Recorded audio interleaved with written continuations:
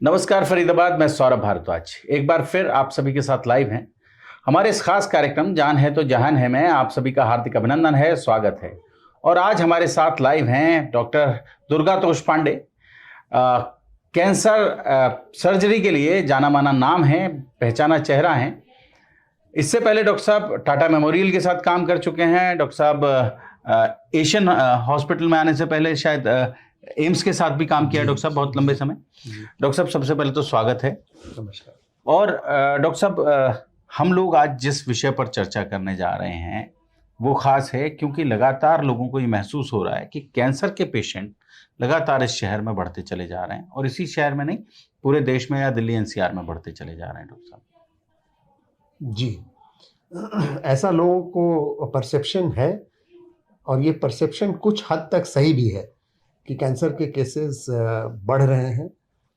एक मुख्य कारण ये है कि हम लोग की जो लाइफ एक्सपेक्टेंसी है वो बढ़ गई है। आप अगर याद करें तो जब हमारा देश आज़ाद हुआ था 1947 में, लाइफ एक्सपेक्टेंसी 32 साल की थी। आज की डेट में लाइफ एक्सपेक्टेंसी 72 साल की है। और इसीलिए उस समय बहुत बड़ी तादाद में बाल विधवाएं नजर आती थी। जी।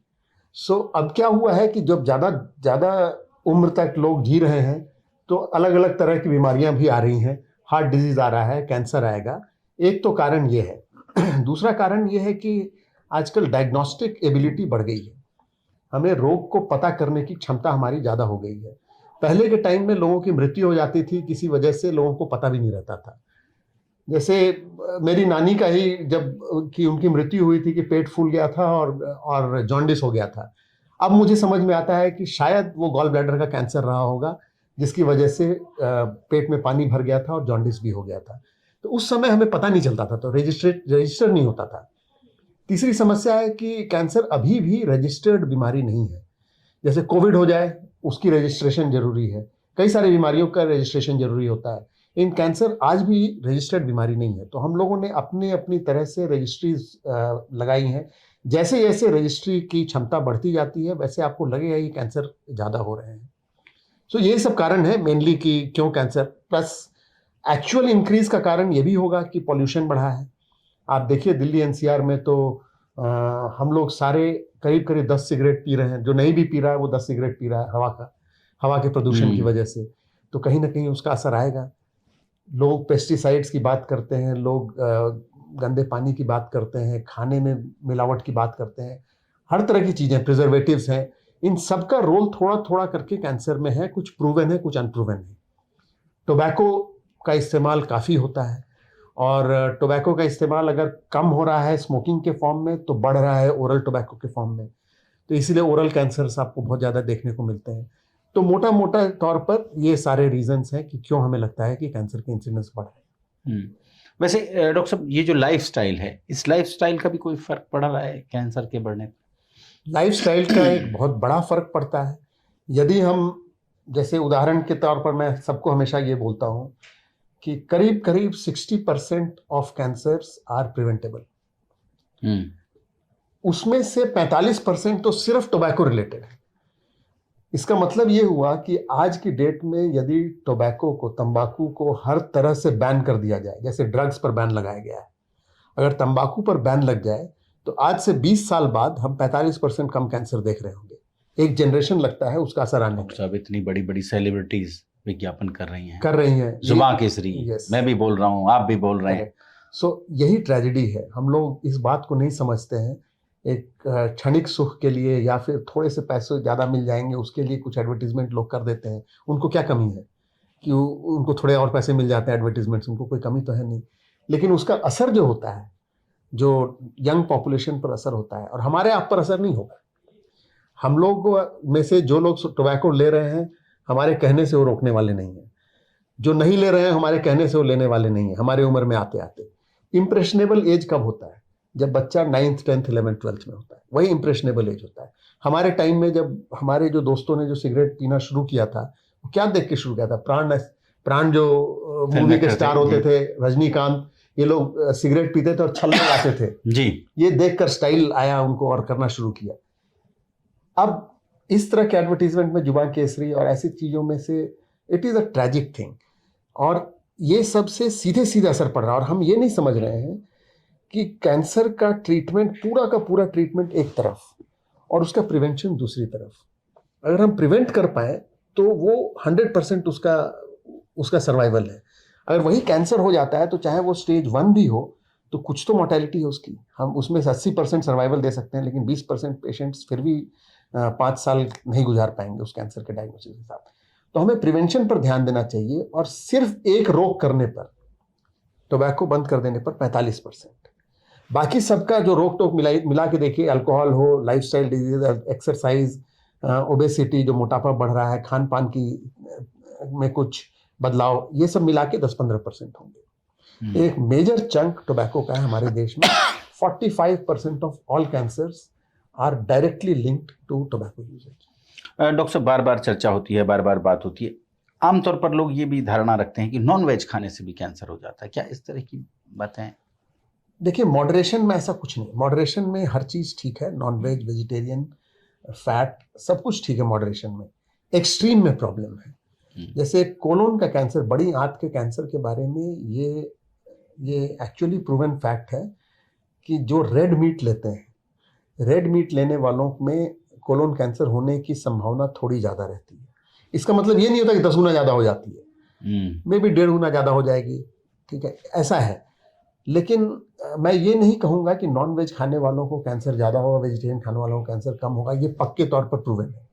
हाँ, ये जरूर है कि जो सिर्फ नॉन वेज ही खाएंगे, रेड मीट खाएंगे, स्मोक्ड मीट खाएंगे, स्मोक मीट, हाँ, स्मोक करके जो मीट खाएंगे उसमें कैंसर होने की संभावना ज्यादा होती है। तो खास इलाकों में स्मोक मीट खाया जाता है। स्मोक मीट, आप नॉर्थ ईस्ट में जाइए तो कई जगह पर, मिजोरम में कैंसर का इंसिडेंस बहुत ज्यादा है मिजोरम में। उसका एक कारण ये भी है कि घर में वो जानवर को टांग के रखा जाता है, नीचे आग जलती रहती है, वो दिन भर स्मोक होता रहता है, लोग वहीं पर घूम फिर रहे होते हैं, वहीं सोते हैं, तो वो खाने पर जो हुआ सो हुआ, साथ में जो धुआं से जो हो रहा है प्रदूषण का, उससे भी। सो ये सब मिला जुला के असर जो होता है उसमें कैंसर की संभावना बढ़ती है। तो स्मोक्ड मीट है, सॉल्टेड मीट हो गया, बहुत ज़्यादा अगर सॉल्टेड है तो, या फिर रेड मीट वैसे भी थोड़ा बहुत कैंसर की संभावना को बढ़ाते हैं। अब डॉक्टर साहब, बार बार चर्चा होती है कैंसर का इलाज बहुत महंगा डॉक्टर साहब, और आप ये समझ लें कि घर में किसी का मुकदमा हो जाए या किसी का कैंसर हो जाए तो बराबर है, मतलब पूरा परिवार तबाह हो जाता है। डॉक्टर साहब, आपकी बात काफी हद तक सही है, कैंसर का इलाज आसान नहीं है, ये बोल रहा हूं मैं, लेकिन फिर भी ये इसका कारण हमें ढूंढना पड़ेगा। आमतौर पर अगर स्टेज 1 या 2 में कैंसर को हम पकड़ सकें तो उसका क्योर रेट 80%।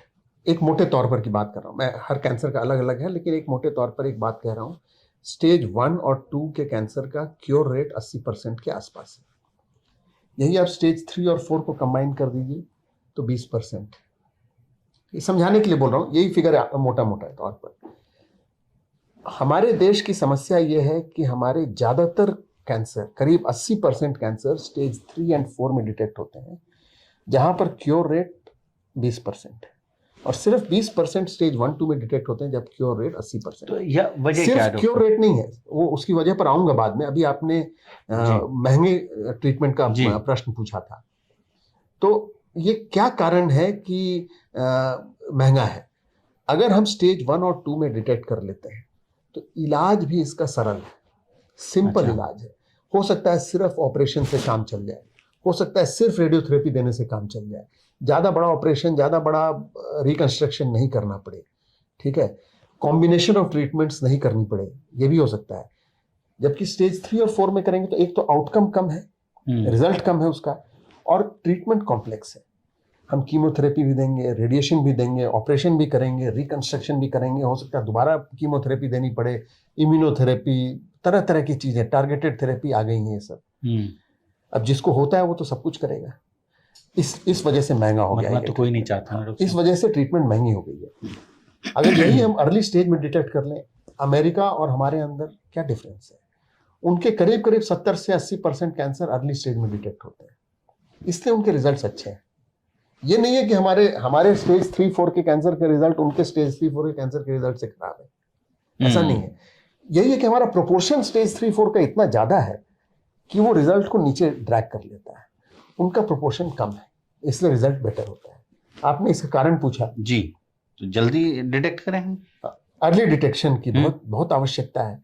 अर्ली डिटेक्शन में बड़ी सारी चीज़ें आई कि स्क्रीनिंग है, कि आप कुछ कैंसर्स को स्क्रीन किया जाए, तो उसमें जैसे बच्चेदानी के मुंह का कैंसर होता है महिलाओं में, सर्वाइकल कैंसर या ब्रेस्ट कैंसर, इनके स्क्रीनिंग के कारगर तरीके हमारे पास मौजूद हैं, तो स्क्रीन करके एक तो अर्ली डिटेक्शन किया जा सकता है। दूसरा है, और प्लस ओरल कैंसर के लिए भी हम लोग अभी डेंटिस्ट को इन्वॉल्व करने की सोच रहे हैं कि कैसे ओरल कैंसर को स्क्रीन किया जाए, लंग कैंसर के लिए, तरह तरह कैंसर्स के लिए है, लेकिन ये पूरे देश के लिए प्रैक्टिकल नहीं है। जो मैं लोगों को सलाह ये देता हूँ कि अपने शरीर की सुनो, आपका शरीर आपको बताता है कि मुझे ये प्रॉब्लम है, आप उसको अनदेखा करते हो, और वो जो तब तक अनदेखा करते हो जब तक वो पीड़ा असह्य नहीं हो जाती है, और जब वो असहनीय हो जाती है तब आप जाकर दिखाते हैं, और तब लेट हो चुका होता है।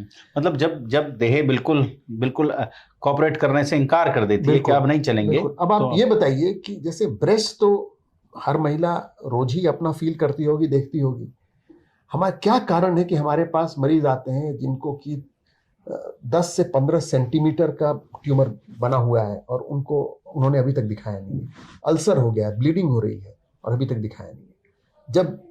जब बिल्कुल हद से पार हो जाता है तब लोग डॉक्टर के पास आते हैं। इस मानसिकता को बदलना पड़ेगा, और इस मानसिकता को बदलने के लिए हम लोग कोशिश करते हैं ताकि वो अर्ली स्टेज में हम डिटेक्ट कर सकें।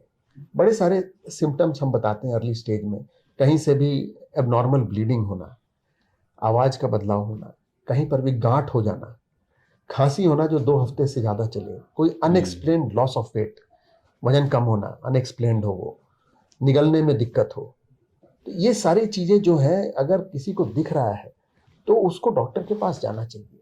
90% शायद ना हो कैंसर, लेकिन अगर वो कैंसर है तो अर्ली डिटेक्शन हो जाएगा, तो इससे हम लोग सस्ते में इलाज सस्ते में करा पाएंगे और अच्छा आउटकम भी दे पाएंगे हम।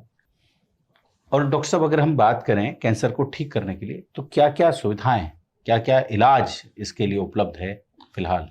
कैंसर का ट्रीटमेंट से में सबसे पहला स्टेप जो है वो हमारे पास है कि उसकी डायग्नोसिस की जाए और उसको स्टेजिंग की जाए। अब डायग्नोसिस करने के लिए क्लिनिकल एग्जामिनेशन आजकल हाशिए पर चला जा रहा है, लेकिन ये बहुत इम्पॉर्टेंट, बहुत ही अहम पहलू है किसी भी डायग्नोसिस करने के लिए। इसमें मैं डिफरेंशिएट करता हूँ, जिसमें मैं बोलता हूँ कि सॉलिड कैंसर है और लिक्विड कैंसर है। लिक्विड कैंसर का मतलब हुआ जो ब्लड से रिलेटेड है, लिम्फोमा, ल्यूकीमिया, माइलोमा, ये सारे ब्लड, बोन मैरो, लिम्फेटिक्स, इनसे रिलेटेड ट्यूमर्स हैं। ये ट्यूमर पूरे तौर से ये मेडिकल ऑन्कोलॉजी और हेमेटोलॉजी वालों का डोमेन है। इसमें सर्जन का काम सिर्फ बायोप्सी कर देना होता है, और बाकी सारा ट्रीटमेंट मेडिकल ऑन्कोलॉजी और हेमेटोलॉजी वाले करते हैं। दूसरी तरफ सॉलिड ऑर्गन ट्यूमर्स है। सॉलिड ऑर्गन ट्यूमर्स मतलब जो हमें ऑर्गन के अंदर जो ट्यूमर्स आ रहे हैं, breast cancer, lung cancer, stomach cancer, colon cancer, liver, gall bladder, इस तरह के तमाम, इसोफेगस, तमाम इस तरह के कैंसर्स में, बोन का कैंसर, इसमें सर्जन की इन्वॉल्वमेंट शुरू से बहुत आवश्यक है, क्योंकि तभी वो ठीक से स्टेज हो पाता है। उसकी स्टेजिंग अगर जब तक सही नहीं होगी तब तक उसका इलाज का जो प्लानिंग होगी वो ठीक नहीं होगी। एक बार उसकी डायग्नोसिस हो जाए बायोप्सी से, उसकी स्टेजिंग हो जाए, उसके बाद उसका ट्रीटमेंट प्लान डिसाइड होता है। ट्रीटमेंट में हमारे पास आमतौर पर ट्रेडिशनली 3 चीज़ें थी हमारे पास, एक सर्जरी, रेडियोथेरेपी, कीमोथेरेपी। अब एडवांसमेंट हर एक फील्ड में हुई है। सर्जरी में एडवांसमेंट हुई है, मिनिमली इन्वेजिव सर्जरी हो गई है, जहाँ पर हम नहीं जा रहे थे स्टेज 4 डिजीज में, वहाँ पर भी ऑपरेशन करने की बात होती है, कुछ चीज़ों में, हर चीज़ों में नहीं। कीमोथेरेपी में अब आ गया है आपका टारगेटेड थेरेपी, इम्यूनोथेरेपी, ऐसी चीज़ें आ गई हैं। रेडिएशन में नई मशीन आई हैं, उन मशीनों में बड़े फोकस्ड रेडिएशन देकर अच्छा काम हो जाता है। तो आमतौर पर ये सारी चीज़ें हैं, मतलब रिसर्च लगातार चल रही है। जी, रिसर्च लगातार चल रहा है। कुछ एडिशनल चीज़ें भी आई हैं, जैसे न्यूक्लियर मेडिसिन रिलेटेड थेरेपी, जो बहुत पहले कम होती थी, अब ज़्यादा होने लगी है, न्यूक्लियर मेडिसिन रिलेटेड। तो ये सारे हमारे पास टेक्नोलॉजी अभी है। डॉक्टर साहब ये कहते हैं कि जो आमतौर पर हम तो शहर में काम करते हैं और शहर में लगातार मतलब महीने में 1 या 2 खबरें ऐसी आती हैं हमारे पास कि लोग विरोध कर रहे होते हैं कि हमारे घर के सामने टॉवर लग रहा है और उसका रेडिएशन फैलेगा और सबको कैंसर हो जाएगा।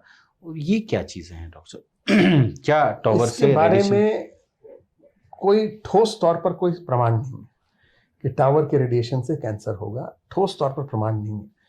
एट द सेम टाइम हम ये भी नहीं कह सकते हैं कि इसको एकदम बिल्कुल अनदेखा कर दिया जाए। कम से कम डेटा कलेक्ट करके देखना चाहिए कि आगे चलकर जो लोग इन टावर्स के आसपास रहते थे उनमें कैंसर की समस्या बढ़ी है कि नहीं बढ़ी है। इस वक्त हम ये नहीं कह सकते हैं कि टावर की वजह से कैंसर होगा, हमारे पास प्रमाण नहीं है। जहाँ पुराने टॉवर्स लग रहे हैं उनके आसपास का ऐसी कोई रिसर्च नहीं होती डॉक्टर अभी साहब? तो हुई नहीं है, अभी ऐसी कोई डेटा है नहीं। इसमें सरकार को एक्चुअली चाहिए कि ऐसी डेटा उपलब्ध कराए। डॉक्टर साहब, हमें समय देने के लिए, हमारे साथ बातचीत करने के लिए आपका बहुत बहुत धन्यवाद। थैंक यू, बहुत बहुत शुक्रिया। जोड़ेंगे फरीदाबाद आपको ऐसी ही और महत्वपूर्ण पर्सनैलिटीज के साथ। बहुत बहुत धन्यवाद।